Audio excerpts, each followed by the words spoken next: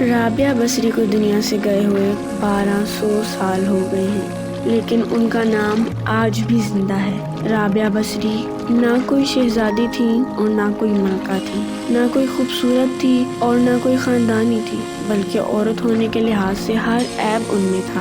ان کی عادت یہ تھی کہ وہ روزانہ عشاء کی نماز کے بعد غسل کر کے کپڑے بدل کے اپنے خاوند سے پوچھتی، آپ کو میری ضرورت ہے؟ اگر وہ کہتے کہ نہیں تو پھر وہ پوچھتی کہ کیا مجھے اجازت ہے؟ وہ کہتے اجازت ہے تو پھر مصلی پر کھڑی ہو جاتی اور فجر کی نماز تک مصلی پر ہی رہتی۔ ان کا خاوند جلد ہی فوت ہو گیا، جوانی میں ہی بیوہ ہو گئی۔ حسن بصری بصرہ کے کیا سارے مسلمانوں کے امام تھے۔ وہ خود چل کے آئے کہ میں آپ سے شادی کرنا چاہتا ہوں۔ ان کو کوئی شادی کا شوق نہیں تھا، وہ تو اولاد کے قابل نہیں تھی، لیکن صرف ان کی نیکی اور ان کا جو اللہ سے تعلق تھا اس کو دیکھ کر ان کو یہ لالچ ہوا کہ اگر یہ میری بیوی بن جائیں تو ان کے طفیل سے شاید میری بخشش ہو جائے۔ تو ان کے پاس آئے، کہنے لگے رابعہ میں آپ سے شادی کرنا چاہتا ہوں۔ تو انہوں نے فرمایا کہ میری 4 باتوں کا جواب دے دو، میں آپ سے شادی کر لوں گی۔ کہنے لگے کیا؟ آپ نے پوچھا یہ بتاؤ میں جنتی ہوں یا دوزخی ہوں؟ کہنے لگے یہ تو میں کچھ نہیں کہہ سکتا۔ کہنے لگی اچھا یہ بتاؤ جب قیامت کے دن اللہ نامہ اعمال اڑائے گا، کسی کے سیدھے ہاتھ میں آئیں گے، کسی کے الٹے ہاتھ میں آئیں گے، تو میرا نامہ اعمال میرے سیدھے ہاتھ میں آئے گا کہ الٹے ہاتھ میں؟ حسن بصری رحمۃ اللہ علیہ نے کہا یہ بھی میں کچھ نہیں کہہ سکتا۔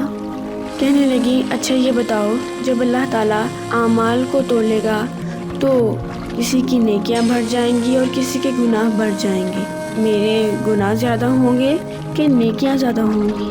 حسن بصری رحمۃ اللہ علیہ نے کہا یہ بھی میں کچھ نہیں بتا سکتا۔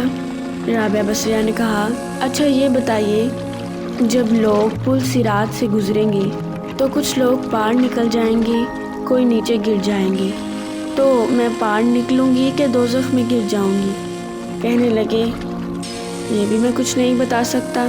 تو حضرت رابعہ بصریہ نے فرمایا پھر جائیے اور مجھے تیاری کرنے دیں، مجھے ان 4 باتوں کی تیاری کرنی ہے، میرے پاس شادی کے لیے وقت نہیں۔ جو اللہ سے دوستی لگا لیتے ہیں اللہ دنیا ان کے پاؤں میں ڈال دیتا ہے۔ تو جب ان کا انتقال ہوا، رات کا وقت تھا، اپنی خادمہ سے کہا بس 2-4 آدمی کو بلا کر مجھے جلدی دفن کر دو، کسی کو نہ بتاؤ، صبح لوگوں کو بتا دینا، اور مجھے کفن اسی چادر میں دینا جس میں میں تہجد پڑھا کرتی تھی۔ تو انہوں نے راتوں رات دفن کر کے صبح اعلان کر دیا تو شور مچ گیا، ہائے بتایا کیوں نہیں؟ تو اگلی رات ان کی خادمہ نے ان کو خواب میں دیکھا، سبز لباس پہنے ہوئے، حسن و جمال ایسے کہ جیسے سورج چہرے پہ چمک رہا ہو۔ خادمہ نے پوچھا کہ آپ کے ساتھ کیا معاملہ ہوا؟ آپ نے کہا میرے اللہ نے میرے ساتھ بہت عمدہ معاملہ کیا۔ کہا آپ کی وہ چادر کہاں گئی جس میں آپ کو کفن دیا تھا؟